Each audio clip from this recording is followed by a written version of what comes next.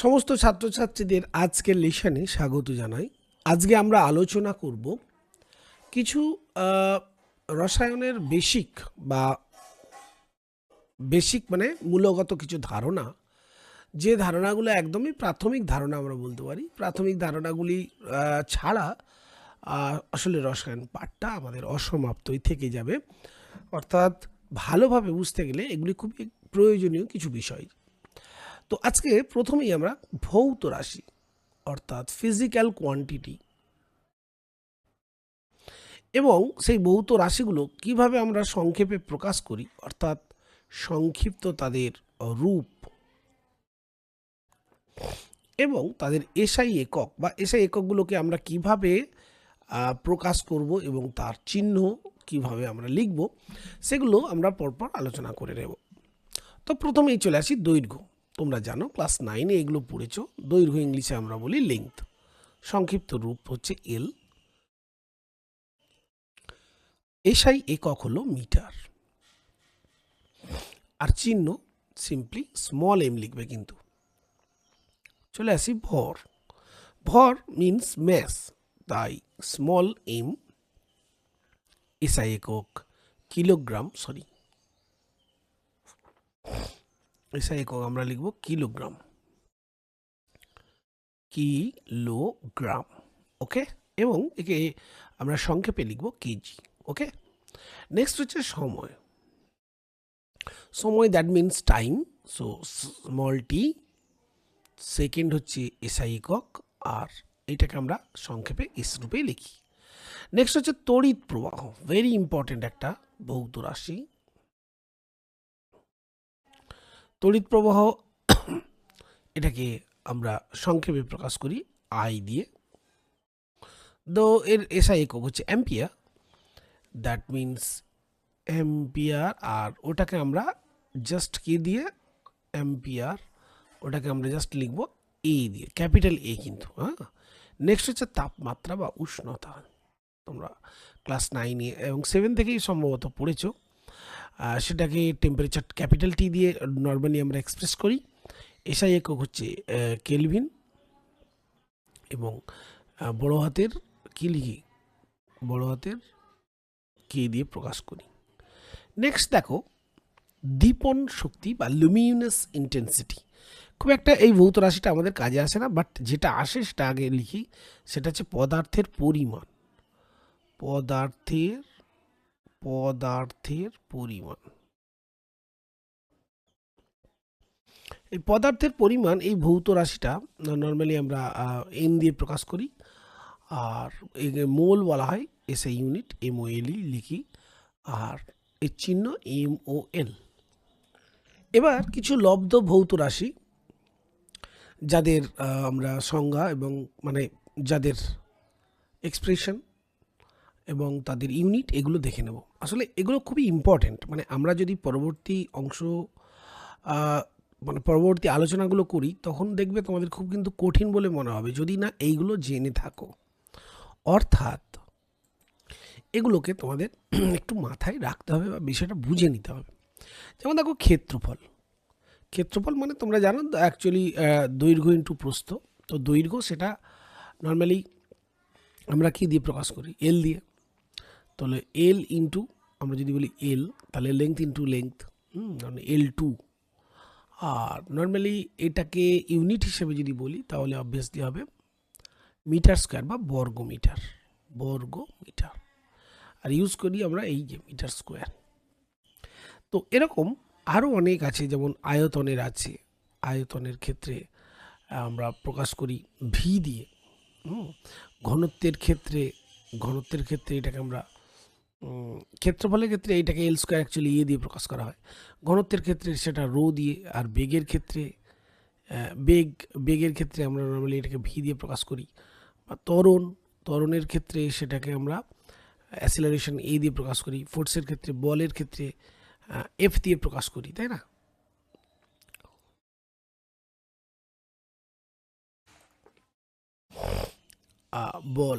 বলের ক্ষেত্রে আমরা সেটাকে এফ দিয়ে প্রকাশ করি। তারপর প্রেশার, চাপের ক্ষেত্রে সেটাকে পি দিয়ে প্রকাশ করি। কার্য আমরা নর্মালি ডাব্লিউ দিয়ে প্রকাশ করি। আবার ক্ষমতা সেটাকে পাওয়ার পি দিয়ে প্রকাশ করি। এবার তাদের ইউনিটগুলো দেখো, ভলিউমের ক্ষেত্রে ইউনিট অবভিয়াসলি হবে এম কিউব, কারণ আমরা জানি লেংথ ইন্টু লেংথ। আর ঘনত্বের ক্ষেত্রে সেটা হচ্ছে কেজি। কেজি হচ্ছে ভরের জন্য, ভর বাই আয়তন, তাহলে কেজি পার M3, সেটাকে আমরা নর্মালি লিখি কেজি M-3, এইভাবে এক্সপ্রেস করি।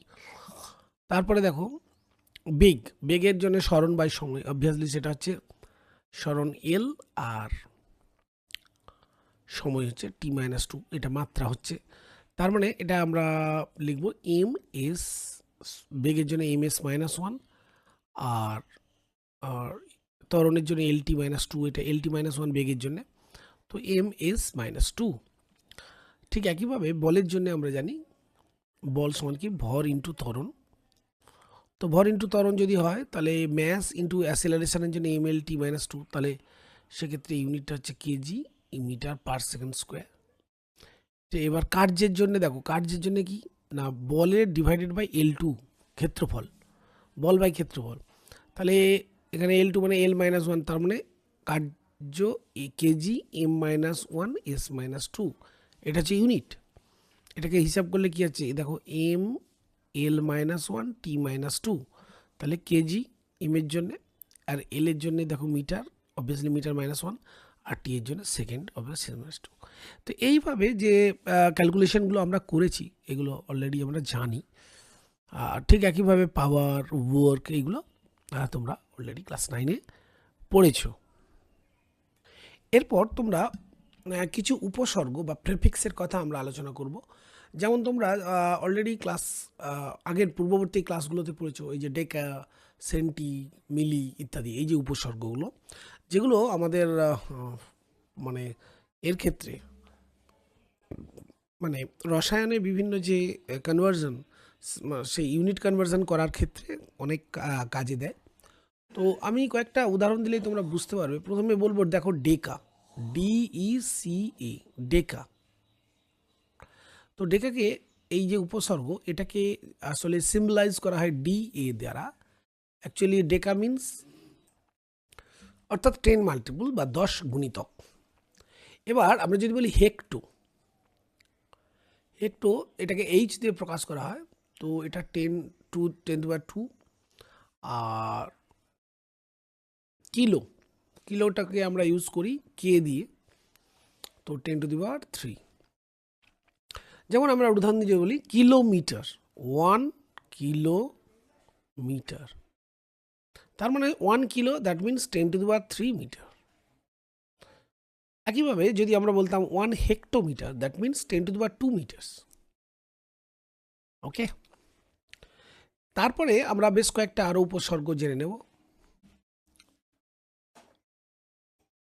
যেমন ধরো ডেসি, সেন্টি, মিলি। তো ডেসি যদি বলি DECI, ডিসি, এটাকে নর্মালি ডি দিয়ে প্রকাশ করি, দ্যাট মিনস 10^-1।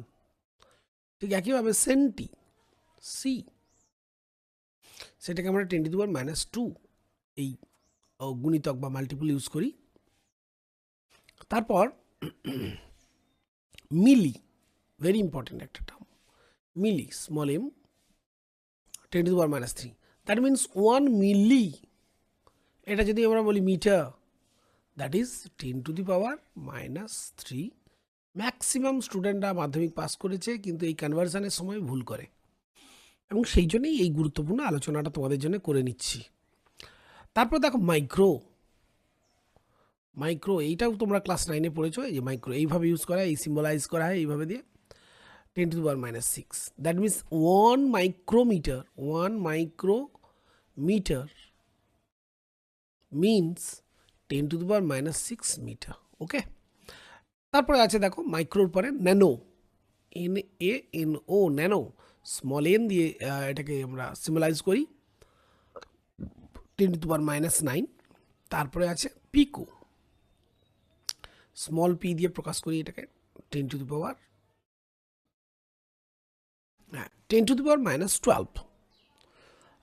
1 পিকোমিটার্স মিনস 10⁻⁻12।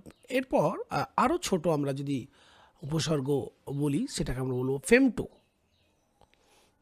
নিউক্লিয়ার যে রেডিয়াস সেগুলো মাপার জন্য ইউনিট ইউজ করি স্মল এফ, দ্যাট মিনস 10⁻15। তারপর আছে auto, ATTO, auto, that is 10⁻18। তারপরে আছে দেখো জেপ্টো, ZEPTO, জেপ্টো, এটাকে আমরা স্মল জেড দিয়ে সিম্বলাইজ করি এবং 10⁻21। আর সবচেয়ে ছোট ইয়ক্টো, ইয়ক্টো হচ্ছে ওয়াই দিয়ে প্রকাশ করি 10⁻24। তো এই যে জিনিসগুলো, এই যে উপসর্গগুলো, এগুলো কিন্তু খুবই আমাদের গুরুত্বপূর্ণ একটা আলোচনা। তারপর দেখো কতগুলো গ্রিক অক্ষর বা লেটার্স আমরা ইউজ করি, যেমন আলফা। এই আলফা শব্দটা বললে আমরা যে চিহ্নটা ইউজ করি সেটা হচ্ছে আলফা, এই যে আলফা। তারপরে বিটা, দ্যাট ইজ এই যে বিটা। তারপর হচ্ছে গামা, GAMMA, গামা, বাংলায় এই যে গামা, গামা। তারপরে হচ্ছে ডেল্টা, ডেল্টা, দ্যাট ইজ এই যে delta, small delta. Epsilon, very important, epsilon তোমরা একটু উপরের দিকে এগুলো এটা পাবে, আর কিছু কিছু জায়গায় এপসাইলন আছে, সেগুলো পরে যখন পড়ানো হবে তখন বলবো। রো, রো ডেন্সিটি ইউজ করার জন্য ব্যবহার করা। সিগমা, সিগমা, এই যে সিগমা। নেক্সট হচ্ছে টাউ, TAU, টাউ, এই যে টাউ, এরকম একটা চিহ্ন। তারপর হচ্ছে থিটা, থিটাটা তোমরা অলরেডি কোঅর্ডিনেট জিওমেট্রিতে, স্থানাঙ্ক জ্যামিতি এতে জ্যামিতিতে পড়েছো। এটা হচ্ছে ত্রিকোণমিতি যে পার্টে, সেখানে এই থিটা ইউজ করেছো। ওকে। আর নেক্সট হচ্ছে কাপ্পা, ভেরি ইম্পর্টেন্ট একটা সিম্বল, কাপ্পা, এইরকম, এইরকম এইরকম বাঁকানো থাকবে কাপ্পা। ওকে। এরপর তোমার দিকে কতগুলি ইউনিট কনভার্সন আমি শিখিয়ে দেবো। ইউনিট কনভার্সন, এই কনভার্সনটা কিন্তু তোমাদের খুব কাজে দেবে। ইউনিট কনভার্সন দু একটা আমি এক্সাম্পল তোমাদের এখানে করিয়ে দিই। তো প্রথমেই আচ্ছা ব্লু কালারটা নিই, বেশ ব্লু কালারটা ভালো লাগে, ব্লু কালার। তো ইউনিট কনভার্সনে প্রথমে যদি আমি বলি, দেখো 1 inch, 1 inch equals dash centimetre. তো এটা মনে রাখবে 2.54 সেন্টিমিটার। আসলে কনসেপ্টটা কি? কনসেপ্টটা হচ্ছে 1 feet, 1 foot is equal to 30 point approximately 0 centimetre. এবার এটাকে 12 ফিট করে নাও, 12 ইঞ্চেস করে নাও। 1 ফিট ইকাল টু 12 ইঞ্চেস, 30কে তোমরা 12 দিয়ে ভাগ করলে এটা আসছে। তারপর দেখো 1 লিটার, 1 লিটার খুব ইম্পর্টেন্ট একটা ইউনিট। কনভার্সন করলে সেটা হচ্ছে মিলিলিটারে নিয়ে গেলে 1000 সিসি অথবা 1000 ml বলবে, ঠিক আছে, ml অর সিসি যে কোনো একটা ইউজ করতে পারো। তারপরে দেখো এই যে 1 নিউটন আমরা বলি না, 1 নিউটন 10⁻5 তোমরা বলো ডাইন, এই কনভার্সনটা লাগবে। 1 calorie, that is 4.184 joule. Okay.